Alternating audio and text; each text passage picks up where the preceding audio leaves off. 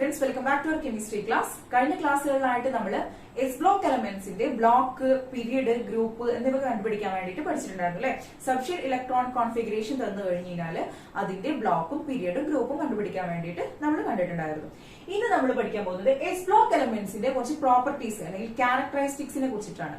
അപ്പൊ ഏതൊക്കെയാണ് അതിലെ S block elements? First and second ഗ്രൂപ്പിൽ വരുന്ന എല്ലാ എലമെന്റ്സ്, എല്ലാ ആറ്റംസ് എന്താണ് എസ് ബ്ലോക്കിൽ വരുന്ന എലമെന്റ്സ് ആണ് അല്ലെ. ഏതൊക്കെയാണത്? Hydrogen, lithium, sodium, potassium, rubidium, caesium, francium. പിന്നെ അതിന് മറ്റു ഭാഗത്തായിട്ട് ഏതൊക്കെ വരുന്നുണ്ട്? അതിൽ കാൽസ്യം വരുന്നുണ്ട്, സ്ട്രോൺഷ്യം വരുന്നുണ്ട്, അതുപോലെ തന്നെ മുകളിലായിട്ട് ബെറിലിയം വരുന്നുണ്ട് അല്ലെ. അപ്പൊ ഫസ്റ്റ് ആൻഡ് സെക്കൻഡ് ഗ്രൂപ്പ് എലമെന്റ്സിനെയാണ് നമ്മൾ എസ് ബ്ലോക്ക് എലമെന്റ്സ് എന്ന് പറയുന്നത്, അല്ലെങ്കിൽ എസ് ബ്ലോക്ക് എന്ന് പറയുന്നത്. ഓക്കെ, അപ്പൊ ഈ എസ് ബ്ലോക്ക് എലമെന്റ്സിന്റെ പ്രോപ്പർട്ടീസ് ഏതൊക്കെയാന്ന് നമുക്ക് നോക്കാം. ഇവിടെ നോക്കൂ, ഇത് ഫസ്റ്റ് ഗ്രൂപ്പ് ആണ് ഇരിക്കുന്നത് അല്ലെ. ഫസ്റ്റ് ഗ്രൂപ്പിലെ എലമെന്റ്സ് ആണ് ഇരിക്കുന്നത്. ഹൈഡ്രജൻ ഉണ്ട്, ലിഥിയം ഉണ്ട്, സോഡിയം ഉണ്ട്, പൊട്ടാസ്യം, റുബീഡിയം, സീസിയം, ഫ്രാൻസിയം. ഇതിന്റെ എല്ലാം ഇലക്ട്രോണിക് കോൺഫിഗറേഷൻ നോക്കൂ. ഇലക്ട്രോണിക് കോൺഫിഗറേഷൻ നോക്കുന്ന സമയത്ത് ഹൈഡ്രജന്റെ ഔട്ടർ മോസ്റ്റ് ഷെല്ലിൽ എത്ര ഇലക്ട്രോൺ ആണ് വരുന്നത്? ഒരു ഇലക്ട്രോൺ ആണ് വരുന്നത് അല്ലെ. ലിഥിയത്തിന്റെ ഔട്ടർ മോസ്റ്റ് ഷെല്ലിൽ ഒരു ഇലക്ട്രോൺ ആണ് വരുന്നത്. സോഡിയത്തിന്റെ ഔട്ടർ മോസ്റ്റ് ഷെല്ലിൽ ഒരു ഇലക്ട്രോൺ, പൊട്ടാസ്യത്തിന് ഒരു ഇലക്ട്രോൺ, റുബീഡിയത്തിന് ഒരു ഇലക്ട്രോൺ, സീസിയത്തിന് ഒരു ഇലക്ട്രോൺ, ഫ്രാൻസിയത്തിന് ഒരു ഇലക്ട്രോൺ. ഇനി സെക്കൻഡ് ഗ്രൂപ്പ് നോക്കുന്ന സമയത്തും എങ്ങനെയാണ്? അതിന്റെ ഔട്ടർ മോസ്റ്റ് ഷെല്ലിലൊക്കെ 2 ഇലക്ട്രോൺസ് ആണ് വരുന്നത് അല്ലെ. ഇപ്പോ ബെറിലിയത്തിന്റെ കേസ് എടുത്തു കഴിഞ്ഞാലും അതിന്റെ ഔട്ടർ മോസ്റ്റ് ഷെല്ലിൽ എത്രയാണ് വരിക? 2 ഇലക്ട്രോൺസ് ആണ് വരിക. കാൽസ്യത്തിന്റെ കേസ് എടുത്തു കഴിഞ്ഞാലും സ്ട്രോൺഷ്യത്തിന്റെ കേസ് എടുത്തു കഴിഞ്ഞാലും ഒക്കെ അതിന്റെ ഇലക്ട്രോണിക് കോൺഫിഗറേഷൻ എഴുതുമ്പോൾ ഔട്ടർ മോസ്റ്റ് ഷെല്ലിൽ 2 ഇലക്ട്രോൺ ആണ് വരുന്നത്. അതായത് ഇത്തരം എലമെന്റ്സ് എസ് ബ്ലോക്കിലുള്ള ഈ ഫസ്റ്റ് ആൻഡ് സെക്കൻഡ് ഗ്രൂപ്പിലുള്ള എലമെന്റ്സ് എല്ലാം മറ്റ് എലമെന്റ്സുമായിട്ട് കെമിക്കൽ റിയാക്ഷൻസിൽ ഏർപ്പെടുമ്പോൾ, രാസബന്ധനത്തിൽ ഏർപ്പെടുമ്പോൾ അവിടെ ഇലക്ട്രോൺസിനെ ഗെയിൻ ചെയ്യുകയാണോ ചെയ്യുക, അല്ലെങ്കിൽ ആക്സെപ്റ്റ് ചെയ്യുകയാണോ ചെയ്യുന്നത്? അവര് എന്താ ചെയ്യുന്നത്? അവര് വിട്ടുകൊടുക്കുകയാണോ ചെയ്യുന്നത്, അതോ സ്വീകരിക്കുകയാണോ ചെയ്യുന്നത്? നമ്മൾ പഠിച്ചിട്ടുണ്ട്, ഒരു ആറ്റത്തിന് സ്റ്റെബിലിറ്റി കൈവരിക്കണമെങ്കിൽ എന്ത് വേണം? അതിന്റെ ഔട്ടർ മോസ്റ്റ് ഷെല്ലില് 8 ഇലക്ട്രോൺസ് വേണം അല്ലെ. അത് ഒക്ടേറ്റ് റൂൾ കൈവരിക്കണം അല്ലെ. അപ്പോഴാണ് എന്തുണ്ടാവുക? അതിന് സ്റ്റെബിലിറ്റി കൈവരികയുള്ളൂ എന്ന് പറഞ്ഞു. അപ്പോ ഇവിടെ എല്ലാം ഇവർക്കൊക്കെ സ്റ്റെബിലിറ്റി കിട്ടണമെന്നുണ്ടെങ്കിൽ എന്ത് ചെയ്താൽ മതി? ഇവരുടെ ഒക്കെ ഔട്ടർ മോസ്റ്റ് ഷെല്ലിലുള്ള ഒരു ഇലക്ട്രോണിനെ വിട്ടുകൊടുത്താൽ മതി. നമ്മൾ 9th 9th പഠിച്ചിട്ടുണ്ടായിരുന്ന കാര്യമാണത്. ഓക്കെ, അപ്പൊ വിട്ടുകൊടുക്കുന്ന ആൾക്കാരാണ് ഇവരെല്ലാം. അപ്പൊ എന്താണ്? ഇവിടെ കെമിക്കൽ റിയാക്ഷൻസിൽ ഏർപ്പെടുമ്പോൾ ഇവരെല്ലാം എത്ര ഇലക്ട്രോൺസിനെ വിട്ടുകൊടുക്കുന്നുണ്ട്? ഫസ്റ്റ് ഗ്രൂപ്പിലെ എലമെന്റ്സ് എല്ലാം ഒരു ഇലക്ട്രോണിനെ ഡൊണേറ്റ് ചെയ്യാണ് ചെയ്യുന്നത്. സെക്കൻഡ് ഗ്രൂപ്പിലെ ഇലക്ട്രോൺസ് എല്ലാം 2 ഇലക്ട്രോൺസിനെ ഡൊണേറ്റ് ചെയ്യാണ് ചെയ്യുന്നത്. ഓക്കെ ആണല്ലോ. എസ് ബ്ലോക്കിൽ വരുന്ന എസ് ബ്ലോക്കിലെ ഫസ്റ്റ് ഗ്രൂപ്പിൽ വരുന്ന ഈ മെറ്റൽസിനെല്ലാം നമ്മൾ പറയുന്ന പേര്, എലമെന്റ്സിനെ പറയുന്ന പേര് ആൽക്കലി മെറ്റൽസ് എന്നും, സെക്കൻഡ് ഗ്രൂപ്പിൽ വരുന്ന എല്ലാ എലമെന്റ്സിനെയും നമ്മൾ പറയുന്ന പേര് ആൽക്കലൈൻ എർത്ത് മെറ്റൽസും ആണെന്ന് നമുക്കറിയാം അല്ലെ. ആൽക്കലി മെറ്റൽസും ആൽക്കലൈൻ എർത്ത് മെറ്റൽസും. അപ്പോ ഈ ആൽക്കലി മെറ്റൽസും ആൽക്കലൈൻ എർത്ത് മെറ്റൽസും മറ്റുള്ള എലമെന്റ്സുമായിട്ട് രാസപ്രവർത്തനത്തിൽ, കെമിക്കൽ റിയാക്ഷൻസിൽ ഏർപ്പെടുമ്പോൾ അവർ ഇലക്ട്രോൺസിനെ ഡൊണേറ്റ് ചെയ്യാണ് ചെയ്യുന്നത്. അവർക്ക് സ്റ്റെബിലിറ്റി കൈവരിക്കാൻ ഡൊണേറ്റ് ചെയ്യാണ് ചെയ്യുന്നത്. ഇനി നമ്മൾ പറഞ്ഞ പോലെ കെമിക്കൽ റിയാക്ഷനിൽ അവര് ഇലക്ട്രോൺസിനെ ഡൊണേറ്റ് ചെയ്യുകയാണ് ചെയ്യുന്നതെങ്കിൽ അത്തരം ബോണ്ടിങ്ങിനെ, കെമിക്കൽ ബോണ്ടിങ്ങിനെ നമ്മളൊരു പേര് പറയും. ഏതായിരുന്നു അത്? അയോണിക് ബോണ്ടിങ് അല്ലെ. നമ്മൾ 2 ടൈപ്സ് ഓഫ് ബോണ്ടിങ്ങിനെ കണ്ടിട്ടുണ്ടായിരുന്നു. ഏതൊക്കെയാണ്? അയോണിക് ബോണ്ടിങ്ങും കോവാലന്റ് ബോണ്ടിങ്ങും. അയോണിക് ബോണ്ടിങ്ങിൽ എന്താ പറയുന്നത്? കെമിക്കൽ റിയാക്ഷന്റെ ടൈമില് ഇലക്ട്രോൺസിനെ വിട്ടുകൊടുക്കുന്നവര്, പ്രിഫർ ചെയ്യുന്നവരെയാണ് നമ്മൾ എന്തെന്ന് പറയുന്നത്? അയോണിക് ബോണ്ടിങ് എന്ന് പറയുന്നത് അല്ലെ. അപ്പൊ കോവാലന്റ് ബോണ്ടിങ് എന്ന് പറഞ്ഞാൽ എന്തായിരുന്നു? കെമിക്കൽ റിയാക്ഷൻസിൽ ഇലക്ട്രോൺസിനെ ഷെയർ ചെയ്യുന്നവരാണ്. ഷെയർ ചെയ്യുന്ന റിയാക്ഷൻസ് ആണ് കോവാലന്റ് ബോണ്ടിങ് എന്ന് പറയുന്നത്. അപ്പോ ഇവിടെ ചോദിച്ചിരിക്കുന്ന ചോദ്യം, എസ് ബ്ലോക്കിലെ എലമെന്റ്സ് ഏത് ടൈപ്പ് ഓഫ് കെമിക്കൽ ബോണ്ടിങ് ആണ് ഉണ്ടാക്കുന്നത്? ഏത് ടൈപ്പ് ആയിരിക്കും? അയണിക് ബോണ്ടിങ് ആണ് അല്ലെ. അവിടെ ഉണ്ടാകുന്ന ബോണ്ടിങ് എന്ന് പറയുന്നത് ഏതാണ്? അയണിക് ബോണ്ടിങ് ആണ്. കാരണം അവരെന്താ ചെയ്യുന്നത്? അവിടെ ഇലക്ട്രോൺസിനെ ട്രാൻസ്ഫർ ചെയ്യാണ് ചെയ്യുന്നത്. അപ്പൊ നമുക്ക് എന്ത് പറയാം? അവിടെ ഉണ്ടാകുന്നത് അയോണിക് ബോണ്ടിങ് ആണ്. അതുകൊണ്ട് തന്നെ first and second group elements ഇവിടെ കെമിക്കൽ ബോണ്ടിങ്ങിൽ ഏർപ്പെടുമ്പോൾ അവിടെ ഉണ്ടാകുന്ന കോമ്പൗണ്ട്സ് ഒക്കെ ഏതായിരിക്കും? അയോണിക് കോമ്പൗണ്ട്സ് ആയിരിക്കും അല്ലെ. അവിടെ ഉണ്ടാകുന്ന കോമ്പൗണ്ട്സ് ഒക്കെ ഏതായിരിക്കും? Ionic compounds. നമുക്ക് നോക്കാം, ഒരു എക്സാമ്പിൾ ടീച്ചർ കാണിച്ചു തരാം. ഇപ്പോ ഈ ഒരു ഗ്രൂപ്പിൽ നിന്ന് നമ്മൾ സോഡിയത്തിന് എടുക്കുകയാണ്. ഓക്കെ, സോഡിയം എന്ത് ചെയ്യാണ്? ക്ലോറിനുമായിട്ട് ബോണ്ടിങ്ങിൽ ഏർപ്പെടുകയാണ്. സോഡിയം ക്ലോറിനുമായിട്ട് ബോണ്ടിങ്ങിൽ ഏർപ്പെടുകയാണ്. സോഡിയത്തിന്റെ ആറ്റോമിക് നമ്പർ നമുക്കറിയാം 11 ആണ്, ക്ലോറിന്റേത് 17 ആണ്. അതായത് 2, 8, 1, 2, 8, 7 അല്ലെ. ഇയാള് ഒരെണ്ണത്തിനെ വിട്ടുകൊടുത്തു കഴിഞ്ഞാൽ ഇവിടെ സ്റ്റെബിലിറ്റി കൈവരിക്കാം. ഇയാള് ഒരാളെ സ്വീകരിച്ചു കഴിഞ്ഞാൽ ആക്സെപ്റ്റ് ചെയ്ത് കഴിഞ്ഞാൽ ക്ലോറേറ്റിന് എന്ത് ചെയ്യാം, അവിടെ സ്റ്റെബിലിറ്റി കൈവരിക്കാം. 8 ആവും അല്ലെ. അപ്പോ എന്ത് ചെയ്യും, ഇവിടുത്തെ ഒരു ഇലക്ട്രോണിനെ ഇങ്ങോട്ട് ട്രാൻസ്ഫർ ചെയ്ത് കഴിഞ്ഞാല് ഇവിടുത്തെ കോൺഫിഗറേഷൻ എങ്ങനെയാവും, 2 8 8 എന്നാവും. ഇവിടെയോ 2 8. അപ്പോ സോഡിയം സ്റ്റേബിളായി, ക്ലോറിനും സ്റ്റേബിളായി. ഇത്തരം കോമ്പൗണ്ട്സിനെയാണ് നമ്മൾ അയണിക് കോമ്പൗണ്ട്സ് എന്ന് പറയുന്നത്. കാരണം ഇവിടെ ഉണ്ടായിരുന്ന ബോണ്ടിങ് ഏതായിരുന്നു, അയണിക് ബോണ്ടിങ് ആയിരുന്നു. ഇവിടെ ഇലക്ട്രോണിനെ ട്രാൻസ്ഫർ ചെയ്യാണ് ചെയ്ത്. അപ്പോ ഇത്തരം എലമെന്റ്സ്, എസ് ബ്ലോക്കിലെ എലമെന്റ്സ് കെമിക്കൽ റിയാക്ഷൻസിൽ ഏർപ്പെട്ടിട്ട് ഉണ്ടാകുന്ന കോമ്പൗണ്ട്സ് എല്ലാം എന്താണ്, അയണിക് കോമ്പൗണ്ട്സ് ആണ്. ഇനി ഇവിടെ നോക്കി ഈ ടാബിളിൽ നമുക്ക് എക്സ് ആൻഡ് വൈ എന്നുള്ള 2 എലമെന്റ്സിനെ തന്നിട്ടുണ്ട്. ഇത് രണ്ടും എന്താണ്, എസ് ബ്ലോക്കിലെ 2 എലമെന്റ്സ് ആണ്, എക്സ് ആൻഡ് വൈ. ഓക്കെ, അപ്പൊ ഇവിടുത്തെ valency, oxidation state, symbol of ions, chemical formula ഇതെങ്ങനെയായിരിക്കും നമുക്ക് നോക്കാം. ഫസ്റ്റിലെ ഗ്രൂപ്പിൽ നിന്ന് ഒരു എലമെന്റിന് തന്നിട്ടുണ്ട്, എക്സ് എന്നുള്ളൊരു എലമെന്റിന് തന്നു. എക്സ് എന്ന് പറയുന്നത് റിയൽ അല്ല. ഓക്കെ, എക്സ് എന്നുള്ള ഒരു എലമെന്റ് തന്നു. അതിന്റെ വാലൻസി എത്രയായിരിക്കും? നമ്മൾ കണ്ടു, പൊട്ടാസ്യത്തിന്റെ ആണെങ്കിലും ലിഥിയത്തിന്റെ ആണെങ്കിലും ഹൈഡ്രജന്റെ ആണെങ്കിലും ഔട്ടർ മോസ്റ്റ് ഷെല്ലില് എത്ര ഇലക്ട്രോൺസ് ഉണ്ടായിരുന്നു? 1 ഇലക്ട്രോൺ അല്ലെ. അതിനെ ഡൊണേറ്റ് ചെയ്യാണ്, കെമിക്കൽ റിയാക്ഷന്റെ ടൈമിൽ അതിനെ ഡൊണേറ്റ് ചെയ്യാണ് ചെയ്തതെന്ന് കണ്ടു. അപ്പൊ അവിടുത്തെ വാലൻസി എന്ന് പറയുന്നത് എത്രയാണ്? 1 അല്ലെ. കാരണം അവിടെ 1 ഇലക്ട്രോണിനെയാണ് അവര് ഡൊണേറ്റ് ചെയ്തത്. ഇനി സെക്കൻഡ് ഗ്രൂപ്പിന്റെ കേസിൽ എത്രയായിരുന്നത്? 2. കാരണം ബെറിലിയത്തിന്റെ കേസ് ആയാലും കാൽസ്യത്തിന്റെ കേസ് ആയാലും അവിടേക്ക് ഔട്ടർ മോസ്റ്റ് ഷെല്ലിൽ 2 ഇലക്ട്രോൺ ആണ് വരുന്നത് അല്ലെ. അപ്പൊ അവിടുത്തെ വാലൻസി എന്ന് പറയുന്നത് എന്താണ്? 2 ആണ്. പിന്നെ ഓക്സിഡേഷൻ സ്റ്റേറ്റ് നോക്കാം. നമ്മൾ ഓക്സിഡേഷൻ സ്റ്റേറ്റ് എഴുതുമ്പോൾ എങ്ങനെയാ ചെയ്യാറ്? എത്ര ആളെ വിട്ടുകൊടുത്തു, എത്ര ആളെ സ്വീകരിച്ചു, അതായത് എത്ര ആളെ ഡൊണേറ്റ് ചെയ്തു അല്ലെങ്കിൽ എത്ര ആളെ ആക്സെപ്റ്റ് ചെയ്തു എന്നുള്ളതാണ് നോക്കാറുള്ളത് അല്ലെ. അപ്പൊ പ്ലസ് സിമ്പിൾ കാണിക്കുന്നത് എന്തിനാണ്? ഡൊണേറ്റ് ചെയ്തെങ്കിൽ, അതായത് കെമിക്കൽ റിയാക്ഷന്റെ സമയത്ത് ഡൊണേറ്റ് ചെയ്തതെങ്കിൽ നമ്മൾ പ്ലസ് സിമ്പിളും, ഇതിനെ ആക്സെപ്റ്റ് ചെയ്യാണ് ചെയ്തതെങ്കിൽ നമ്മൾ എന്ത് ചെയ്യും? നെഗറ്റീവ് സൈനാണ് കൊടുക്കാറുള്ളത്. അപ്പൊ ഇവിടെ 1 ഇലക്ട്രോണിനെയാണ് ഡൊണേറ്റ് ചെയ്തിട്ടുള്ളത്, അതുകൊണ്ട് ഇവിടുത്തെ സിമ്പിൾ ഏതാണ്? +1. ഇവിടെ 2 ഇലക്ട്രോൺസിനെയാണ് ഡൊണേറ്റ് ചെയ്തത്, അപ്പൊ നമുക്ക് ഇവിടെ എത്ര എഴുതാം? +2. ഓക്കെ ആണല്ലോ. ഇനി സിമ്പിൾസ് ഓഫ് അയോൺസ്. ഓക്കെ, ഇവിടെ ഈ അയണിന്റെ സിമ്പിൾ എങ്ങനെയായിരിക്കും എന്ന് നോക്കാം. അതായത് കെമിക്കൽ റിയാക്ഷനിൽ ഏർപ്പെട്ട് കഴിഞ്ഞാല് ഈ അയണിനെ നമ്മൾ എങ്ങനെയാണ് എഴുതാറുള്ളത് നോക്കാം. ഇവിടെ എങ്ങനെ X1+ അല്ലെ, ഇവിടെയോ തന്നിട്ടുണ്ട് Y2+. ഇനിയോ അതിന്റെ കെമിക്കൽ ഫോർമുല, അതായത് ഫസ്റ്റ് ഗ്രൂപ്പിലെ എലമെന്റ്സ് കെമിക്കൽ റിയാക്ഷൻസിൽ ഏർപ്പെട്ട് കഴിഞ്ഞാല് നമുക്കറിയാം ഇതൊക്കെ എന്താണ്, ഫസ്റ്റ് ആൻഡ് സെക്കൻഡ് ഗ്രൂപ്പിലുള്ള എലമെന്റ്സ് എല്ലാം ഓക്സൈഡ്സും ഹൈഡ്രോക്സൈഡ്സും ആണ്. O ആൻഡ് OH കളാണ് അല്ലെ. അപ്പോ അതിന്റെ കെമിക്കൽ ഫോർമുലാസ് എങ്ങനെയായിരിക്കും? ഇവിടെ X2O അല്ലെ, ഫോർ എക്സാമ്പിൾ H2O. ഓക്കെ ആണല്ലോ, ഓക്സൈഡ്സ് ആണ്. ഇനി ഇവിടെ വരുന്ന സമയത്ത് എങ്ങനെയായിരിക്കും? YO. അപ്പൊ ഈ ഒരു ടാബിൾ ഫിൽ ചെയ്തപ്പോ നമുക്കൊരു കാര്യം മനസ്സിലായി, ഇതിന്റെ ബാലൻസിയും ഓക്സിഡേഷൻ സ്റ്റേറ്റും ഒരു ഡെഫിനിറ്റ് നമ്പർ ആയിരിക്കും അല്ലെ. ഫസ്റ്റ് ഗ്രൂപ്പിലെ എലമെന്റ്സ് ആണെങ്കിൽ അതിന്റെ എല്ലാ വാലൻസി എത്രയായിരിക്കും? 1 ആയിരിക്കും. ഓക്സിഡേഷൻ സ്റ്റേറ്റ് എത്രയായിരിക്കും? 1 ആയിരിക്കും.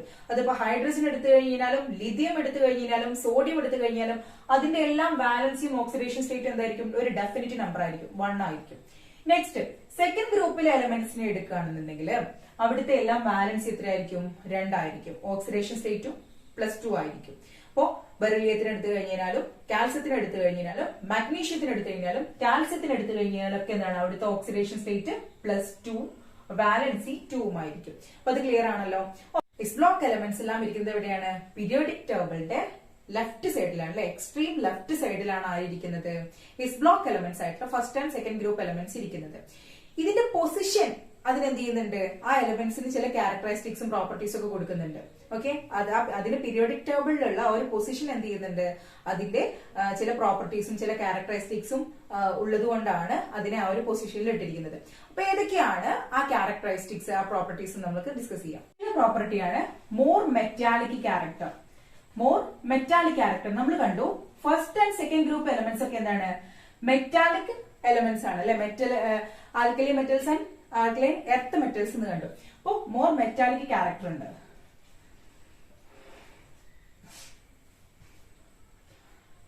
നമുക്കറിയാം മെറ്റൽസ് എന്ന് പറയുന്നത് എന്താണ്? കെമിക്കൽ റിയാക്ഷന്റെ സമയത്ത് ഇലക്ട്രോൺസിനെ വിട്ടുകൊടുക്കുന്നവരാണ്. ഇലക്ട്രോൺസിനെ ഡൊണേറ്റ് ചെയ്യുന്നവർക്കൊക്കെ എന്തായിരിക്കും? മെറ്റാലിക് ക്യാരക്ടർ ആയിരിക്കും. ഓക്കെ, നെക്സ്റ്റ് പറയുന്നത് ഏതാണ്? ലെസ് അയണൈസേഷൻ എനർജിയാണ്. ലെസ് അയണൈസേഷൻ എനർജി അതെന്താ ഉദ്ദേശിക്കുന്നത്? ഇതൊക്കെ നമ്മൾ 9th പഠിച്ചിട്ടുണ്ട്. അയണൈസേഷൻ എനർജി എന്ന് പറയുമ്പോൾ കെമിക്കൽ റിയാക്ഷന്റെ സമയത്ത് ഇലക്ട്രോൺസിനെ ഏറ്റവും പെട്ടെന്ന് വിട്ടുകൊടുക്കാനുള്ള എനർജിനെയാണ് നമ്മൾ ionization energy. It is the minimum amount of energy required to remove an electron from the outermost shell. Outermost ഷെല്ലിൽ ഇരിക്കുന്ന ഇലക്ട്രോൺസിനെ വിട്ടുകൊടുക്കാനുള്ള മിനിമം എനർജിനെയാണ് നമ്മൾ ലെസ് അയണൈസേഷൻ എനർജി എന്ന് പറയുന്നത്. സോറി, അയണൈസേഷൻ എനർജി എന്ന് പറയുന്നത്. അപ്പോൾ ഫസ്റ്റ് ആൻഡ് സെക്കൻഡ്, അതായത് എസ് ബ്ലോക്ക് എലമെന്റ്സിന് എന്താണ് ഈ അയണൈസേഷൻ എനർജി വളരെ കുറവാണ്. അവരെന്ത് ചെയ്യും? പെട്ടെന്ന് തന്നെ വിട്ടുകൊടുക്കുന്നവരാണ്. നെക്സ്റ്റ് ലെസ് ഇലക്ട്രോനെഗറ്റിവിറ്റി എന്ന് പറയുന്നുണ്ട്. Less electronegativity. ഇലക്ട്രോനെഗറ്റിവിറ്റി എന്ന് പറയുന്നത് എന്താണ്? കെമിക്കൽ റിയാക്ഷന്റെ സമയത്ത് ഷെയർഡ് ഇലക്ട്രോണിനെ ആക്സെപ്റ്റ് ചെയ്യാനുള്ള ടെൻഡൻസിനെയാണ് നമ്മൾ ഇലക്ട്രോനെഗറ്റിവിറ്റി എന്ന് പറയുന്നത്. പക്ഷേ എസ് ബ്ലോക്ക് എലമെന്റ്സിന്റെ കേസിൽ ഇത് വളരെ കുറവാണ്. കാരണം അവരെന്താണ് ചെയ്യുന്നത്? അവർക്ക് സ്റ്റെബിലിറ്റി കൈവരിക്കാൻ വേണ്ടിയിട്ട് അവരുടെ കയ്യിലിരിക്കുന്ന ആ ബാലൻസിങ് ഇലക്ട്രോണിനെ എങ്ങനെയെങ്കിലും ഒഴിവാക്കാനാണ് നോക്കുന്നത്, അല്ലെ? അപ്പൊ എന്താണ് അവിടെ? അവർക്ക് ലെസ് ഇലക്ട്രോനെഗറ്റിവിറ്റി ആണ്. അവരെ ആക്സെപ്റ്റ് ചെയ്യാൻ നോക്കുന്നില്ല. ഷെയർ ചെയ്ത ഇലക്ട്രോൺസിനെ ആക്സെപ്റ്റ് ചെയ്യാൻ നോക്കുന്നില്ല. അവരെപ്പോഴും അവരുടെ ഇലക്ട്രോണിനെ വിട്ടുകൊടുക്കാനാണ് നോക്കാറുള്ളത്. അപ്പൊ എന്താ നമുക്ക് പറയാം? ഇവിടെ ലെസ് ഇലക്ട്രോനെഗറ്റിവിറ്റി ആണ് പറയാം. ഇനി മറ്റൊരു കാര്യമാണ് എന്താണ്? നമ്മൾ നേരത്തെ പറഞ്ഞ പോലെ ഇവ metals and alkaline earth metals ആണ്. മറ്റൊരു കാര്യം നമ്മൾ കണ്ടത്, ഇവിടെ ഉണ്ടാകുന്ന കോമ്പൗണ്ട്സ് ഒക്കെ എങ്ങനത്തെ കോമ്പൗണ്ട് ആണ് നമ്മൾ പറഞ്ഞത്? അയോണിക് കോമ്പൗണ്ട്സ് ആണ്, അല്ലെ? അയോണിക് കോമ്പൗണ്ട്സ് ആണ് ഇവിടെ ഉണ്ടാകുന്നത്. പിന്നെ മറ്റൊരു കാര്യം, ഇതിലുള്ളതൊക്കെ എന്താണ്? ഓക്സൈഡ്സ് ആൻഡ് ഹൈഡ്രോക്സൈഡ്സ് ആണ്. ഹൈഡ്രോക്സൈഡ്സ് ആണ് എന്നുള്ളത് നമ്മൾ കണ്ടിട്ടുണ്ടായിരുന്നു. ഫസ്റ്റ് ആൻഡ് സെക്കൻഡ് ഗ്രൂപ്പിലെ എലമെന്റ്സ് എല്ലാം ഓക്സൈഡ്സും ഹൈഡ്രോക്സൈഡ്സും ആണ്. അപ്പൊ ഇത്തരം ഓക്സൈഡ്സും ഹൈഡ്രോക്സൈഡ്സും ഒക്കെ എങ്ങനെയാണ്? Basic in nature. അവരെന്താണ്? ബേസിക് ആണ്, അല്ലെ? ബേസിക് അവരുടെ നേച്ചർ എങ്ങനെയാണ്? ബേസിക് ആണ്, അസിഡിക് അല്ല. അവരെന്താണ്? ബേസിക് നേച്ചർ ഉള്ളവരാണ്. അപ്പൊ ഇത്രയും കാര്യങ്ങൾ എന്താണ്? എസ് ബ്ലോക്ക് എലമെന്റ്സിന്റെ മറ്റുള്ള പ്രോപ്പർട്ടീസ് ആണ്. ഇതൊക്കെയാണ്. മോർ മെറ്റാലിക് ക്യാരക്ടർ ഉണ്ട്, less ionization energy, less electronegativity, metals and alkaline earth metals ആണ് അവിടെ ഉള്ളത്. Then ionic compounds are formed. Oxides and hydroxides are basic in nature. ഇനി നെക്സ്റ്റ് ആയിട്ട് നമ്മൾ ഡിസ്കസ് ചെയ്യാൻ പോകുന്നത് പി ബ്ലോക്ക് എലമെന്റ്സ് ആണ്. ഓക്കെ, പി ബ്ലോക്ക് എലമെന്റ്സ് ഏതൊക്കെയാണ് വരുന്നത് നോക്കൂ. നമ്മുടെ പീരിയോഡിക് ടേബിളിൽ ഏതൊക്കെയാണ് പി ബ്ലോക്ക് എലമെന്റ്സ് വരുന്നത്? 13 മുതൽ 18 വരെയുള്ള ആ ഗ്രൂപ്പിൽ വരുന്ന എലമെന്റ്സ് ആണ് പി ബ്ലോക്ക് എലമെന്റ്സ്, അല്ലെ? അതിൽ ഏതൊക്കെയുണ്ട്? ബോറോൺ ഗ്രൂപ്പ് ഉണ്ട്, carbon group, nitrogen group, oxygen, fluorine and neon groups വരുന്നുണ്ട്, അല്ലെ? ഏറ്റവും ലാസ്റ്റിലെ 18ാമത്തെ ഗ്രൂപ്പിന് നമ്മളൊരു പേര് പറഞ്ഞിട്ടുണ്ടായിരുന്നു. ഏതാണത്? നോബിൾ ഗ്യാസസ് ആണെന്ന് പറഞ്ഞിട്ടുണ്ടായിരുന്നു, അല്ലെ? അപ്പൊ ഇത്രയാണ് പി ബ്ലോക്ക് എലമെന്റ്സ് എന്ന് പറയുന്നത്. ഇനി ഇവയുടെയൊക്കെ ഈ ഒരു ടാബിൾ 1.12 നോക്കൂ. ഇത് നോക്കുന്ന സമയത്ത് ഈ എല്ലാ എലമെന്റ്സിന്റെയും എന്ത് ചെയ്തിട്ടുണ്ട്? ഔട്ടർമോസ്റ്റ് സബ്ഷെൽ ഇലക്ട്രോൺ കോൺഫിഗറേഷൻ കൊടുത്തിട്ടുണ്ട്. ഇതെല്ലാം നോക്കൂ. ഇപ്പൊ ബോറോണിന്റെ നോക്കൂ 2s2 ആണ് തന്നിട്ടുള്ളത്, അല്ലെ? കാർബണിന്റെ 2s2 നൈട്രജന്റെ 2s2 തന്നിട്ടുണ്ട്, ഓക്സിജന്റെ 2s2 florin 2s2 neon 2s2 ഇതെന്താണ്? ഗ്രൂപ്പ് കൂടുന്തോറും എന്ത് ചെയ്യുന്നുണ്ട്? ഗ്രൂപ്പ് നമ്പറിന്റെ എണ്ണം ഗ്രൂപ്പ് നമ്പർ കൂടുന്തോറും ആ പിയില് വരുന്ന, അതായത് ഔട്ടർമോസ്റ്റ് ഷെല്ലായിട്ടുള്ള പി ബ്ലോക്കില് എന്ത് ചെയ്തിട്ടുണ്ട്? ഇലക്ട്രോൺസിന്റെ എണ്ണം കൂടി വരുന്നുണ്ട്. 2p1 2p2 2p3 2p4 അങ്ങനെ ആയിട്ട് വരുന്നുണ്ട്, അല്ലെ?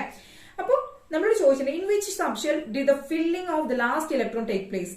ഇതിലെല്ലാം ലാസ്റ്റ് ഔട്ടർമോസ്റ്റ് ഷെല്ലിലെ ഇലക്ട്രോൺസ് ഏത് ഷെല്ലിലാണ്, ഏത് സബ് ഷെല്ലിലാണ് ഫിൽ ചെയ്തിട്ടുള്ളത് നോക്കൂ?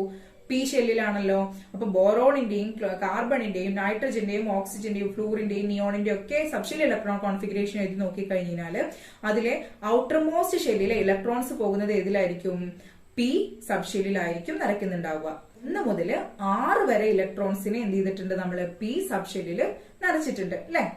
പിന്നെ നമ്മൾ കണ്ടു പി ബ്ലോക്ക് വരുന്നത് എവിടെയാണ്? 12ാമത്തെ ഗ്രൂപ്പിന് ശേഷം 13 to 18 ആണ്, അല്ലെ? ഇനി ഞാൻ നിങ്ങൾക്ക് ഗ്രൂപ്പിനെ പറ്റിയിട്ടുള്ള ഒരു ഐഡിയ തരാം. പി ബ്ലോക്ക് എലമെന്റ്സിന്റെ ഗ്രൂപ്പ് നമ്പർ എങ്ങനെയാണ് കണ്ടുപിടിക്കാന്നുള്ളത്. എസ് ബ്ലോക്കിനെ നമ്മൾ കണ്ടിട്ടുണ്ടായിരുന്നു. ഇപ്പൊ 2s2 എന്നുള്ള കോൺഫിഗറേഷൻ ആണ് അവസാനിച്ചതെങ്കിൽ നമ്മൾ പറഞ്ഞു ഇത് എസ് ബ്ലോക്കിലാണ് വരുന്നത്, അല്ലെ? ഇതെന്ന് പറയുന്നത് എന്താണ്? അതിന്റെ ബ്ലോക്കാണ്. ഇതെന്തായിരുന്നു? ആ എലിമെന്റിന്റെ പീരിയഡ് നമ്പർ ആണ്, അല്ലെ? പീരിയഡ് ആണ് വരുന്നത്. ലാസ്റ്റ് ഫിൽ ചെയ്ത് ഈ 2 ഇലക്ട്രോൺസ് എന്തിനെയാണ് കാണിക്കുന്നത്? ഗ്രൂപ്പ് നമ്പറിനെയാണ് കാണിക്കുന്നത്. അതായത് ഇത് എങ്ങനെ പറയാം? അപ്പോ സെക്കൻഡ് ഗ്രൂപ്പില് സെക്കൻഡ് പീരിയഡില് എസ് ബ്ലോക്കിൽ വരുന്ന ഒരു എലമെന്റ് ആണെന്ന് നമുക്ക് പറയാം. ഓക്കെ, ഇതുപോലെ നമുക്ക് പി ബ്ലോക്കിന്റേത് ചെയ്യാൻ കഴിയുമോ എന്നുള്ളത് നോക്കാം. ഓക്കെ, അപ്പോ നമ്മൾ പറഞ്ഞു P2 അവസാനിക്കുന്ന ഒരു എലമെന്റ്, അതായത് കാർബൺ അല്ലെ. കാർബണിന്റെ ഔട്ടർമോസ്റ്റ് ഷെല്ലിൽ 2p2 എന്നാണ് വരുന്നത്. നമുക്ക് നോക്കാം, ഇത് പി ബ്ലോക്കിലാണെന്നുള്ളത് നമുക്ക് പറയാം അല്ലെ. പി ബ്ലോക്കിലാണ് വരുന്നത്, സെക്കൻഡ് പീരിയഡിലാണ് വരുന്നത്. അത് ചെക്ക് ചെയ്യുന്ന സമയത്ത് സെക്കൻഡ് പീരിയഡ് എന്നല്ലേ. ഓക്കെ, സെക്കൻഡ് പീരിയഡിലാണ് കാർബൺ വരുന്നത്. സെക്കൻഡ് ഗ്രൂപ്പിലാണെന്ന് പറയാൻ കഴിയോ? ഇതിന്റെ ഗ്രൂപ്പ് പറഞ്ഞ പോലെ നമുക്ക് ഈ സെക്കൻഡ് ഗ്രൂപ്പിലാണെന്ന് പറയാൻ കഴിയോ? കാരണം സെക്കൻഡ് ഗ്രൂപ്പിലാണോ വരുന്നത്? അല്ല, അത് 14ാമത്തെ ഗ്രൂപ്പിലാണ് കാർബൺ വരുന്നത്. അതിന്റെ ഗ്രൂപ്പ് നോക്കുക, നമുക്ക് നോക്കാം. നമ്മൾ പറഞ്ഞു 12ാമത്തെ ഗ്രൂപ്പിന് ശേഷമാണ് പി ബ്ലോക്ക് ആയിട്ടുള്ള എലമെന്റ്സ് തുടങ്ങുന്നത് അല്ലെ. 12ന് ശേഷം 13 to 18 വരെയാണ്. അപ്പൊ നമുക്ക് എന്ത് ചെയ്യാം, ഈ 2ന്റെ കൂടെ 12 കൂട്ടി കൊടുത്തു നോക്കാം. ഇപ്പൊ എന്തായി, 12 + 2 എത്ര കിട്ടി നമുക്ക്? 14. ദേ ഗ്രൂപ്പ് കിട്ടിയല്ലോ, കാർബണിന്റെ ഗ്രൂപ്പ് കിട്ടിയല്ലോ 14. ഇനി നെക്സ്റ്റ് ഒരു കാര്യം നോക്കാം നമുക്ക്. 13ാമത്തെ ഗ്രൂപ്പിൽ വരുന്ന ഒരു എലമെന്റിനെ എടുത്ത് പറയാം, അതായത് ബോറോൺ അല്ലെ. ബോറോണിനെ എടുക്കാം. ബോറോണിന്റെ ഇലക്ട്രോണിക് കോൺഫിഗറേഷൻ എഴുതുന്ന സമയത്ത് അവസാനം വരുന്നത് 2p1 എന്നാണ്, ആണല്ലോ. 2p1 ആണ്. അപ്പൊ നമുക്ക് പറയാം ഇത് സെക്കൻഡ് പീരിയഡിൽ വരുന്നുണ്ട്, പി ബ്ലോക്കിലാണ് വരുന്നത്. ഗ്രൂപ്പ് നോക്കാം നമുക്ക്. 1ന്റെ കൂടെ 12 കൂട്ടി കൊടുക്കാം, അതായത് 13. ഇനി ചെക്ക് ചെയ്ത് നോക്കൂ, എവിടെയാ വരുന്നത്? ബോറോൺ എവിടെയാ വരുന്നത് നോക്കൂ. 13ാമത്തെ ഗ്രൂപ്പില് സെക്കൻഡ് പീരിയഡിൽ പി ബ്ലോക്കിൽ വരുന്നുണ്ട് അല്ലെ. ഇതുപോലെ നമ്മൾ എന്ത് ചെയ്താൽ മതി, പിയിൽ അവസാനിച്ച സബ്ഷെൽ ഇലക്ട്രോൺ കോൺഫിഗറേഷൻ ആണെങ്കിൽ, ഓക്കെ, നമുക്ക് തന്നിട്ടുള്ള ആറ്റത്തിന്റെ സബ്ഷെൽ ഇലക്ട്രോൺ കോൺഫിഗറേഷൻ പിയിലാണ് അവസാനിച്ചതെങ്കിൽ അതിൽ നിറച്ചിട്ടുള്ള ഇലക്ട്രോൺസിന്റെ കൂടെ 12 കൂട്ടിക്കഴിഞ്ഞാൽ നമുക്ക് എന്ത് കിട്ടും? അതിന്റെ ഗ്രൂപ്പ് നമ്പർ കിട്ടും. ഒന്നുകൂടെ ശ്രദ്ധിക്കുക, പി ബ്ലോക്കിലാണ് ആ ഒരു എലമെന്റ് എന്ന് അറിയണമെങ്കിൽ നമുക്ക് എന്ത് ചെയ്യണം? ആ എലമെന്റിന്റെ ഇലക്ട്രോണിക് കോൺഫിഗറേഷൻ ഏത് ഷെല്ലിലാണ് അവസാനിച്ചത് നോക്കണം അല്ലെ. പിയിലാണോ എസിലാണോ അവസാനിച്ചത് നോക്കണം. അപ്പൊ പിയിലാണെങ്കിൽ നമ്മൾ എന്ത് ചെയ്യണം? അതിലേക്ക് കൊടുത്തിട്ടുള്ള ഇലക്ട്രോൺസിന്റെ കൂടെ 12 കൂട്ടിക്കഴിഞ്ഞാല് നമുക്ക് അതിന്റെ ഗ്രൂപ്പ് നമ്പർ കിട്ടും. സിമ്പിൾ ആണല്ലോ. ഓക്കെ, നമുക്കൊരു എക്സാമ്പിൾ നോക്കാം. ഓക്സിജൻ പി ബ്ലോക്കിലെ ഒരു എലമെന്റ് ആണ്. ഓക്കെ, അതിന്റെ ഇലക്ട്രോണിക് കോൺഫിഗറേഷൻ എഴുതി 1s2 2s2 2p4 അല്ലെ. ഓക്സിജന്റെ ആറ്റോമിക് നമ്പർ എത്രയാണ്? 8 ആണ്. അതുകൊണ്ട് നമ്മൾ 1s2 2s2 2p4 എഴുതി. നമുക്ക് ഇലക്ട്രോണിക് കോൺഫിഗറേഷന് ഈ ലാസ്റ്റ് കോൺഫിഗറേഷൻ മാത്രം മതി അല്ലെ. അതിന്റെ ബ്ലോക്കും പീരിയഡും ഗ്രൂപ്പും കണ്ടുപിടിക്കണമെങ്കിൽ അതിന്റെ ലാസ്റ്റ് കോൺഫിഗറേഷൻ മാത്രം മതി. അതായത് നമുക്ക് പറയാം ഇത് സെക്കൻഡ് പീരിയഡിലാണ്, അതുപോലെ തന്നെ പി ബ്ലോക്കിലാണ്. പിന്നെയോ ഫോർത്ത് ഗ്രൂപ്പ് ആണെന്ന് പറയാൻ പറ്റുമോ? ഫോർത്ത് ഗ്രൂപ്പിലാണോ അത് വരുന്നത്? അല്ല. അപ്പൊ നമുക്ക് എന്ത് ചെയ്യാം, 4ന്റെ കൂടെ 12 കൂടെ കൂട്ടി കൊടുക്കാം. അപ്പൊ നമുക്ക് എത്ര കിട്ടും? 16 എന്ന് കിട്ടും. ഓക്കെ, ഇനി ചെക്ക് ചെയ്ത് നോക്കൂ, ഓക്സിജൻ ഏത് ഗ്രൂപ്പിലാണ് വരുന്നത് നോക്കൂ. 16th ഗ്രൂപ്പിലാണ് വരുന്നത്. ഇങ്ങനെയാണ് പി ബ്ലോക്ക് എലമെന്റ്സിന്റെ ഗ്രൂപ്പ് കണ്ടുപിടിക്കുന്നത്. ഇത് തന്നിട്ടുണ്ട് Y എന്നുള്ള ഒരു എലമെന്റിന്റെ ഔട്ടർമോസ്റ്റ് ഷെൽ ഇലക്ട്രോണിക് കോൺഫിഗറേഷൻ തന്നിട്ടുണ്ട് 3s2 3p4.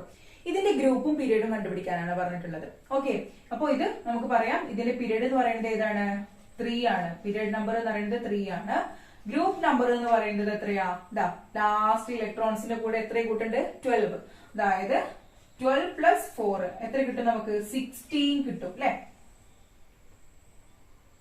അപ്പൊ നമുക്ക് പറയാം ഇത് 16th ഗ്രൂപ്പിൽ വരുന്ന 3ാമത്തെ പീരിയഡിൽ വരുന്ന ഒരു എലമെന്റ് ആണ്, അല്ലെങ്കിൽ ഒരു ആറ്റം ആണെന്ന് പറയാം. അത് ഏതാ നോക്കൂ, പീരിയോഡിക് ടേബിളിൽ ഏതാ വരുന്നത്? സൾഫർ ആണ് അല്ലെ. സൾഫർ ആണ് ഈ എലമെന്റ്. ഇനി ആ സൾഫറിന്റെ തൊട്ട് താഴെ കിടക്കുന്നത് ആരാ നോക്കൂ. സൾഫറിന്റെ തൊട്ട് താഴെ ആരാ കിടക്കുന്നത്?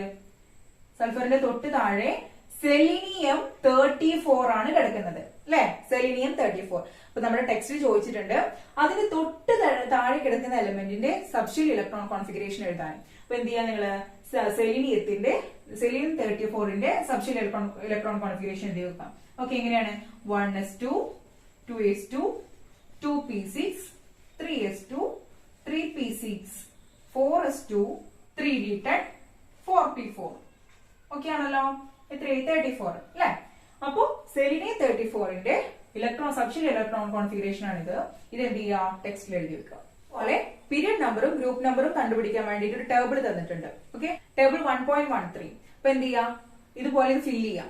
നമ്മൾ പീരിയഡും ഗ്രൂപ്പും കണ്ടുപിടിച്ചതുപോലെ എന്ത് ചെയ്യാം? ഇതിനെ ഫില്ല് ചെയ്യാം. ഇനി നമുക്ക് പി ബ്ലോക്ക് എലമെന്റ്സിന്റെ ക്യാരക്ടറിസ്റ്റിക്സ് നോക്കാം. ഈ ഫിഗർ നോക്കൂ. 1.5 ഫിഗറിൽ എന്ത് തരുന്നുണ്ട്?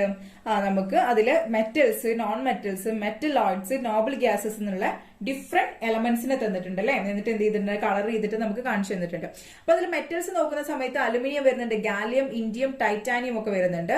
നോൺ മെറ്റൽസിൽ ഏതൊക്കെ വരുന്നുണ്ട്, ആ ഒരു ഫിഗർ നോക്കുന്നത് boron, carbon, nitrogen, oxygen, fluorine, chlorine ഒക്കെ നോൺ മെറ്റൽസിൽ. മെറ്റലോയിഡ്സ് വരുന്നുണ്ട്, നോബിൾ ഗ്യാസസ് ആയിട്ടുള്ള 18th ഗ്രൂപ്പും വരുന്നുണ്ട് അല്ലെ.